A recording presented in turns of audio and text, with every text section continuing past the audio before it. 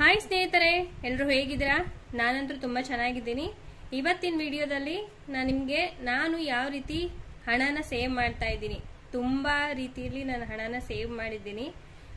ನಾವು ಹಣ ಸೇವ್ ಮಾಡ್ಬೇಕಂದ್ರೆ ನಾವು ಮೊದಲು ಫಿಕ್ಸ್ ಮಾಡ್ಕೋಬೇಕಾಗಿರೋದು ನಮ್ಮ ಮೈಂಡ್ನ. ಸೊ ನಮ್ಮ ಮೈಂಡ್ನ ನಾವು ಫಿಕ್ಸ್ ಮಾಡ್ಕೊಂಡಾಗ್ಲೇನೆ ನಾವು ಹಣನ ಸೇವ್ ಮಾಡೋದಕ್ಕೆ ಸಾಧ್ಯ. ಇಲ್ಲಿ 2 ಪರ್ಸ್ ಸಿಕ್ಕಿದ್ದೀನಿ. ಏನಕ್ಕೆ ಇಟ್ಟಿದ್ದೀನಿ, ಅದರಲ್ಲಿ ಏನಿದೆ ಅಂತಾನು ಕೂಡ ನಾನು ತೋರಿಸ್ತೀನಿ. ನಾವು ಯಾವ ರೀತಿ ಕೂಡ ಸೇವ್ ಮಾಡೋದಂತನೂ ಕೂಡ ನಾನು ಈ ವಿಡಿಯೋದಲ್ಲಿ ನಾನು ಪಾಲಿಸೋ ಒಂದು ಚಿಕ್ಕ ಟಿಪ್ಸ್ನು ಕೂಡ ನಾನು ಇಲ್ಲಿ ಶೇರ್ ಮಾಡ್ತಾ ಹೋಗ್ತೀನಿ. ನಿಮ್ಗೆ ಈ ವಿಡಿಯೋ ಸ್ವಲ್ಪನಾದ್ರೂ ಯೂಸ್ಫುಲ್ ಅಂತ ಅನ್ಸಿದ್ರೆ ಒಂದು ಲೈಕ್ ಕೊಡೋದನ್ನ ಮಾತ್ರ ಮರಿಬೇಡಿ. ಸೊ ಲೈಕ್ ಕೊಡೋದ್ರಿಂದ ಇನ್ನೂ ಕೂಡ ನಮ್ಗೆ ಮೋಟಿವೇಶನ್ ಸಿಗುತ್ತೆ. ಹಾಗೆ ನೆಕ್ಸ್ಟ್ ವಿಡಿಯೋಸ್ನು ಕೂಡ ನಾವು ಅಪ್ಲೋಡ್ ಮಾಡ್ತಾ ಹೋಗ್ತೀವಿ, ಯಾವ ರೀತಿ ಮನಿ ಸೇವಿಂಗ್ ಮಾಡೋದು ಅನ್ನೋದನ್ನ. ಈಗಿನ ಒಂದು ಜನರೇಷನ್ ಅಲ್ಲಿ ಮನಿ ಸೇವಿಂಗ್ ಗಿಂತ ಮನಿ ಹಾಳು ಮಾಡೋದ್ರಲ್ಲೇ ನಾವು ಅಂದ್ರೆ ಎಂಜಾಯ್ ಮಾಡೋದ್ರಲ್ಲಿ ಇರ್ತೀವಿ. ಇವಾಗಿರೋ ಟೈಮ್ ಮುಂದೆ ಬರೋದಿಲ್ಲ. ಸೊ ನಮ್ಗೆ ಏನಿದೆ ಈ ಟೈಮಲ್ಲಿ ನಾವು ಅದನ್ನ ಎಂಜಾಯ್ ಮಾಡ್ಬೇಕು ಅಂತ ಹೇಳಿ ನಾವು ತುಂಬಾನೇ ಪ್ರಯತ್ನ ಪಡ್ತಾ ಇರ್ತೀವಿ. ಸೊ ಆ ರೀತಿ ಎಂಜಾಯ್ ಮಾಡ್ಬೇಕು, ಬಟ್ ಎಷ್ಟಿರ್ಬೇಕು ಅಂತ ಹೇಳಿದ್ರೆ ಅದಕ್ಕೊಂದು ಲಿಮಿಟ್ ಅನ್ನೋದನ್ನ ನಾವು ಇಟ್ಕೊಂಡಿರ್ಬೇಕು. ಇಲ್ಲ ಅಂತ ಹೇಳಿದ್ರೆ ಮನಿ ಸೇವಿಂಗ್ ಅನ್ನೋದು ನಿಜವಾಗ್ಲೂ ಕೂಡ ತುಂಬಾನೇ ಕಷ್ಟ. ಹಾಗೆ ₹1 ಸೇವಿಂಗ್ ಮಾಡಿದ್ರು ಕೂಡ ಅದು ನಮ್ಗೆ ಸೇವಿಂಗ್ ಅಂತಾನೆ ಲೆಕ್ಕ. ಆ ಒಂದೊಂದು ರೂಪಾಯಿ ನಾವು ಸೇವ್ ಮಾಡ್ತಾ ಹೋದ್ರೆ ಹನಿ ಗೂಡಿದ್ರೆ ಹಳ್ಳ, ಆ ರೀತಿ ಏನು ಹೇಳ್ತೀವೋ ಅದೇ ರೀತಿನೇ ₹1 ಕೂಡ ನಾವು ಸೇವಿಂಗ್ಸ್ ಮಾಡ್ತಾ ಹೋದ್ರೆ ಅದೇ ಒಂದು ದೊಡ್ಡದಾಗಿ ನಮ್ಗೆ ಅಮೌಂಟ್ ಅನ್ನೋದು ಸೇವ್ ಆಗ್ತಾ ಹೋಗುತ್ತೆ. ಅದನ್ನ ನಾವು ಮೊದಲು ಫಸ್ಟ್ ನಾವು ತಲೆಯಲ್ಲಿ ಇಟ್ಕೋಬೇಕಾಗಿರೋಂಥದ್ದು. ಓಕೆನಾ? ಇವಾಗ ನಾನು ಯಾವ ರೀತಿ ಮನಿ ಸೇವಿಂಗ್ ಮಾಡಿದ್ದೀನಿ ಮತ್ತೆ ಇವಾಗ ಎಷ್ಟು ಸೇವಿಂಗ್ ಮಾಡಿದ್ದೀನಿ ಅಂತ ಹೇಳಿ ನಾನು ಫಸ್ಟ್ ತೋರಿಸ್ತೀನಿ. ನಾನು ಇದರಲ್ಲಿ ನೋಟುಗಳನ್ನ ಇಟ್ಟಿದ್ದೀನಿ, ಹಾಗೆ ಇದರಲ್ಲಿ ನಾನು ಚೇಂಜಸ್ ನ ಇಕ್ಕಿದ್ದೀನಿ. ನೀವು ಬಾಕ್ಸ್ ಕೂಡ ಯೂಸ್ ಮಾಡ್ಕೋಬಹುದು. ಇಲ್ಲ ಅಂತ ಹೇಳಿದ್ರೆ ಈ ರೀತಿ ನಾವು ಬಂಗಾರದ ಅಂಗಡಿಗೆ ಹೋದಾಗ ಏನಾದ್ರೂ ಒಡವೆಗಳನ್ನ ತಗೊಂಡಾಗ ಈ ರೀತಿ ಪರ್ಸ್ಗಳನ್ನೆಲ್ಲ ಕೊಟ್ಟಿರ್ತಾರೆ. ನಾವ್ ಅದನ್ನ ಏನಾದ್ರೂ ಇಡೋದಕ್ಕೆ, ಇಲ್ಲಾಂದ್ರೆ ಹಾಗೆ ಎಲ್ಲಾದ್ರೂ ಒಂದ್ ಕಡೆ ಇಕ್ಕಿರ್ತೀವಿ. ಅದನ್ನ ಈ ರೀತಿ ಯೂಸ್ ಮಾಡ್ಕೋಬಹುದು. ನಾನಿಲ್ಲಿ ಯಾವಾಗ್ಲೂ ಕೂಡ ಒಂದು ಬಾಕ್ಸ್ ಅಲ್ಲಿ ಹಾಕಿಕ್ತಾ ಇದ್ದೆ, ಅಂದ್ರೆ ಅದನ್ನ ಓಪನ್ ಮಾಡಕ್ ಆಗಿರ್ಬಾರ್ದು, ಆ ರೀತಿ ಬಾಕ್ಸ್ ಅಲ್ಲಿ ಹಾಕಿಕ್ತಾ ಇದ್ದೆ. ಬಟ್ ಇವಾಗ ಏನಂತ ಹೇಳಿದ್ರೆ ನಮ್ಮ ಮಿಡ್ಲ್ ಕ್ಲಾಸ್ ಫ್ಯಾಮಿಲಿಯಲ್ಲಿ ಯಾವಾಗ ಯಾವ ಕಷ್ಟ ಬರುತ್ತೆ, ಎಲ್ಲಿಂದ ಬರುತ್ತೆ ಅಂತ ಗೊತ್ತಾಗೋದಿಲ್ಲ. ಆದ್ರೆ ಈ ರೀತಿ ಅಮೌಂಟ್ ನ ನಾವು ಈ ಒಂದು ಪರ್ಸ್ ಅಲ್ಲಿ ಆಗಿರ್ಬೋದು, ಒಂದು ಬಾಕ್ಸ್ ಅಲ್ಲಿ ಆಗಿರ್ಬೋದು, ಅಂದ್ರೆ ಓಪನ್ ಮಾಡಕ್ ಬರುವಂತ ಬಾಕ್ಸ್ ಅಲ್ಲಾದ್ರೂ ಹಾಕಿದ್ರೆ ನಾವ್ ಅದನ್ನ ತಗೊಂಡ್ ಹೋಗ್ಬಿಟ್ಟು ಖರ್ಚು ಮಾಡ್ಕೊಂಡು ಆಮೇಲೆ ನಾವ್ ಎಷ್ಟು ತಗೊಂಡಿದೀವೋ ಆ ಅಷ್ಟು ಅಮೌಂಟ್ ಅನ್ನ ಮತ್ತೆ ತಗೊಂಡ್ಬಂದು ನಾವು ಅದ್ರಲ್ಲಿ ಇಡೋದ್ರಿಂದ ನಮ್ಗೆ ಜೋಡ್ಸಿರೋ ಅಮೌಂಟ್ ಖರ್ಚಾಗಿದೆ ಅಂತಾನು ಕೂಡ ಅನ್ಸೋದಿಲ್ಲ. ಓಕೆನಾ? ಸೊ ಆ ರೀತಿ ಮಾಡೋದ್ರಿಂದ ನಮ್ಗೆ ಅಮೌಂಟ್ ಅನ್ನೋದು ಎಲ್ಲೂ ಕೂಡ ನಮ್ಗೆ ಮಿಸ್ ಆಗಿದೆ. ನಾವು ಅಮೌಂಟ್ ಸೇವ್ ಎಷ್ಟೊಂದು ಕಷ್ಟಪಟ್ಟು ಮಾಡಿರ್ತೀವಿ, ಆ ಅಮೌಂಟ್ ನಮ್ಗೆ ಬೇರೆ ಕಡೆ ನಾವು ಹಾಕ್ಬಿಟ್ವಿ, ಇವಾಗ ಏನ್ ಮಾಡೋದಂತಾನು ಕೂಡ ಅನ್ಸೋದಿಲ್ಲ. ನೀವ್ ಎಷ್ಟು ತಗೊಂಡಿರ್ತೀರೋ, ₹100 ತಗೊಂಡ್ಲಿ, ಒಂದು ₹200 ತಗೊಂಡ್ಲಿ, ಇಲ್ಲ ಒಂದು ₹1000 ತಗೊಂಡ್ರು ಕೂಡ ಅದನ್ನ ನೀವು ತಗೊಂಡು ಹೋದ್ಮೇಲೆ ನೆಕ್ಸ್ಟ್ ಅದನ್ನ ಮತ್ತೆ ವಾಪಸ್ ಹಾಕ್ಬೇಕು. ಅವಾಗ್ಲೇನೆ ನಮ್ಗೆ ಅಮೌಂಟ್ ಅನ್ನೋದು ಅಲ್ಲಿ ಸೇವ್ ಆಗ್ತಾ ಹೋಗುತ್ತೆ.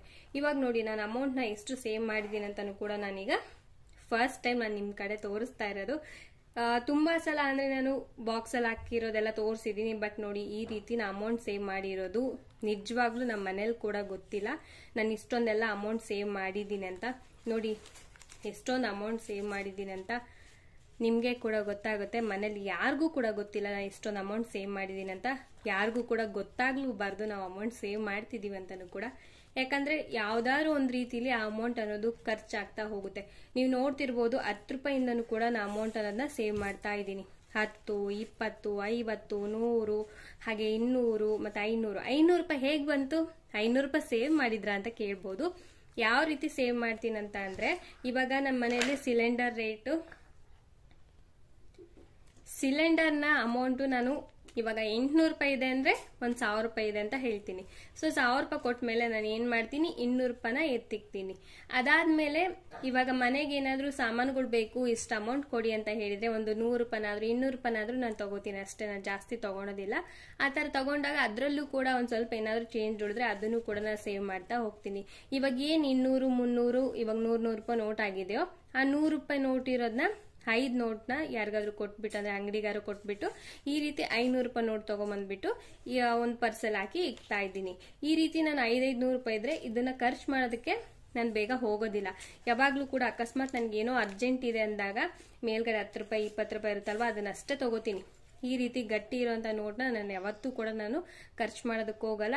ಅಕಸ್ಮಾತ್ ಇಲ್ಲ ನಂಗೆ ತುಂಬಾ ಕಷ್ಟ ಇದೆ, ನಂಗೆ ಬೇಕೇ ಬೇಕು ಈ ಅಮೌಂಟ್ ಅಂತ ಅಂದಾಗ ಮಾತ್ರ ಖರ್ಚು ಮಾಡ್ತೀನಿ. ಇವಾಗ ನಾ ಅಮೌಂಟ್ ಎಷ್ಟು ಇಟ್ಟಿದ್ದೀನಿ ಅಂತಾನು ಕೂಡ ನಾನು ನಿಮ್ಗೆ ತೋರಿಸ್ತೀನಿ ನೋಡಿ. ಇವಾಗ ಕೌಂಟ್ ಮಾಡಿ ಹೇಳ್ತೀನಿ ನೋಡಿ. 1 2 3 4 5 6 7 8 9 10 11. ಸೊ 11 ನೋಟಿಗೆ ನನಗೆ ಎಷ್ಟಾಗುತ್ತೆ ಅಂತ ಹೇಳಿದ್ರೆ 10 ನೋಟಿಗೆ 5,000, 11 ನೋಟಿಗೆ 5,500. 5,500 ಇದೆ ಇದು.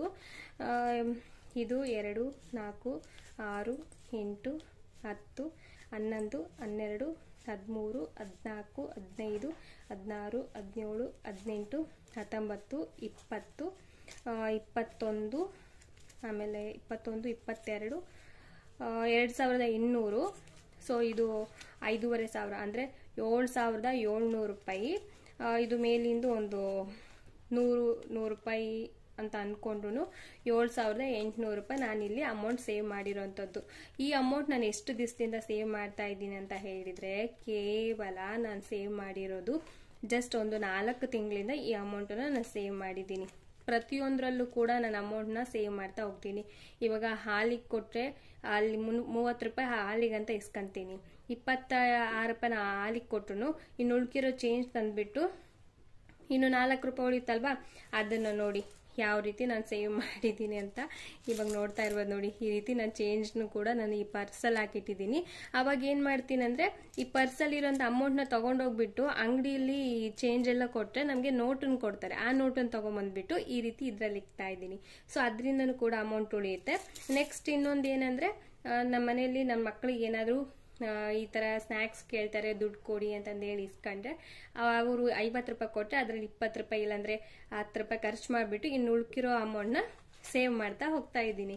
ಅದಾದ್ಮೇಲೆ ಇನ್ನೊಂದಷ್ಟು ಟಿಪ್ಸ್ ಅಂತ ಅಂದ್ರೆ ನಾನು ಫಾಲೋ ಮಾಡ್ತಾ ಇರೋದು, ಇವಾಗ ಏನಾದರೂ ದಿನಸಿ ಸಾಮಾನು ಬೇಕು ಅಂತಂದು ಹೇಳಿ ನಾನು ಜಾಸ್ತಿ ಇಸ್ಕೊಂಡಿರ್ತೀನಲ್ವಾ, ಅದರಲ್ಲಿ ನೋಡ್ಕೊಂಡು ಮನೇಲಿ ಅಕಸ್ಮಾತ್ ಆ ದಿನಸಿ ಇದ್ರೆ ಅದನ್ನ ಸ್ವಲ್ಪ ತಗೊಂಬಂದ್ಬಿಟ್ಟು ಇನ್ನು ಸ್ವಲ್ಪ ಅಮೌಂಟ್ ಏನಿರುತ್ತೆ ಅದನ್ನು ಕೂಡ ಎತ್ತಿಕ್ತಾ ಇದ್ದೀನಿ.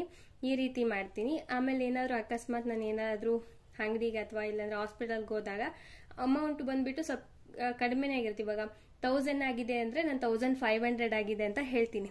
ಆವಾಗ ಏನಾಗುತ್ತೆ ನನಗೆ ಅವರು ಇನ್ನು 2000 ಕೊಟ್ಟು ಕಳ್ಸಿರ್ತಾರೆ ಅನ್ಕೊಳ್ಳಿ. 1500 ಆಗಿದೆ ಅಂದ್ರೆ ಅವ್ರು 500 ರೂಪೀಸ್ಗೆ ಆಯ್ತು ನೀನ್ 500 ರೂಪೀಸ್ ನೀನ್ ಖರ್ಚಿಗೆ ಇಟ್ಕೋ ಅಂತ ಹೇಳ್ತಾರೆ. ಅವಾಗ ನಾನು 1000 ರೂಪಾಯಿ ಖರ್ಚು ಮಾಡಿರ್ತೀನಿ, ನನ್ನ ಹತ್ರ ಮತ್ತೆ 1000 ರೂಪಾಯಿ ಉಳಿಯುತ್ತೆ. ಸೊ ಅಮೌಂಟ್ ನ ತಗೊಂಡ್ಬಂದ್ಬಿಟ್ಟು ಈ ರೀತಿ ಆಗ್ತಿದ್ದೀನಿ. ನಾವು ಮಾಡ್ತಾ ಇರೋದು ನಮ್ಮ ಫ್ಯಾಮಿಲಿಗೋಸ್ಕರನೇ ಅಲ್ವಾ. ಸುಳ್ಳು ಹೇಳಿದ್ರೆ ಇದ್ರಲ್ಲಿ ಏನು ತಪ್ಪಿಲ್ಲ. ಯಾಕಂದ್ರೆ ಇಷ್ಟು ಅಮೌಂಟ್ ಸೇವ್ ಮಾಡಿದೀನಿ ಅಂತ ನಮ್ಮ ಮನೆಯಲ್ಲೇ ಗೊತ್ತಾರೆ, ಅವರು ಕೂಡ ಖುಷಿ ಪಡ್ತಾರೆ.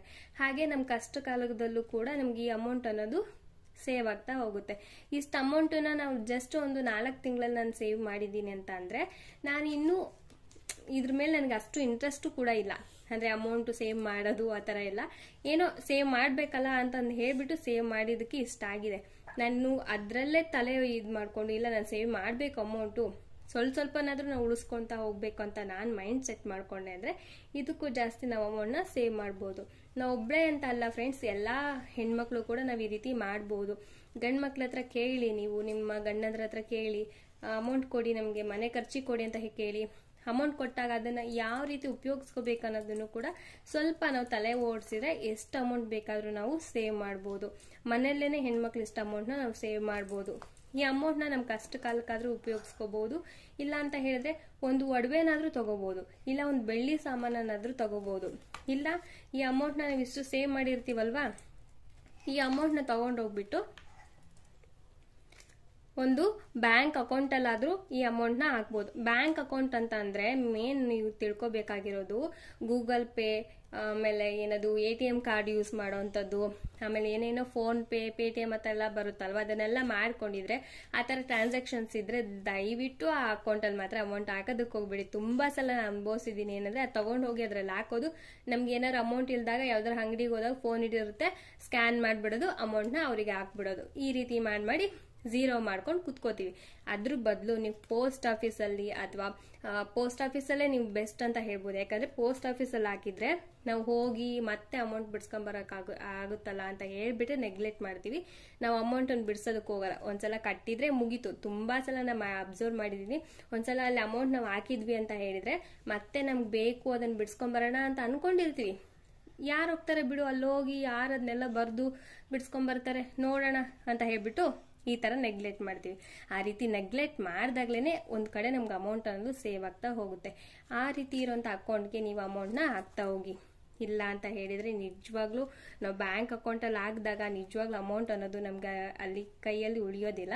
ಹಾಗಾಗಿ ನಾನು ಈ ಟಿಪ್ನ ಫಾಲೋ ಮಾಡ್ತಾ ಇದ್ದೀನಿ. ಚೇಂಜ್ ನೋಡ್ತಿರ್ಬೋದು. ಈ ಚೇಂಜ್ ನಾವು ಏನೂ ಅಲ್ಲ ಅಂತ ಅನ್ಕೋತೀವಿ. ಬಟ್ ಈ ಚೇಂಜ್ನ ನಾನು ಕೌಂಟ್ ಮಾಡಿದ್ರೆ ಏನಲ್ಲ ಅಂತ ಅಂದ್ರೂ ನನಗೆ ಇದು ಒಂದು 300 ರೂಪಾಯಿ ಇದೆ. ಇವಾಗ ಈ ಚೇಂಜ್ ನಾನು ತಗೊಂಡೋಗಿ ನಾನು ಅಂಗಡಿಗೆ ಕೊಟ್ಟೆ ಅಂದ್ರೆ 300 ರೂಪಾಯಿ ನಂಗೆ ಅಮೌಂಟ್ ಕೊಡ್ತಾರೆ. ಅದನ್ನ ತಗೊಂಡ್ಬಂದು ಇದ್ರಲ್ಲಿ ಇಕ್ಬೋದಾ? ಸೊ ನಮ್ಗೆ 4 ರೂಪಾಯಿ ಅಂತ ಅಂದ್ರೂ 1 ರೂಪಾಯಿ ಆದ್ರೂ ತಗೊಂಡ್ಬಂದು ಈ ರೀತಿ ಹಾಕಿ ಇಟ್ಕೊಂಡ್ರೆ ಅದನ್ನು ಕೂಡ ನಮ್ಗೆ ಒಂದಲ್ಲ ಅನ್ನೋ ಒಂದು ಟೈಮಲ್ಲಿ ಯೂಸ್ ಆಗುತ್ತೆ. ಹನಿ ಹನಿ ಗೂಡಿದ್ರೆ ಹಳ್ಳ ಅನ್ನೋದು ಇದಕ್ಕೇನೆ.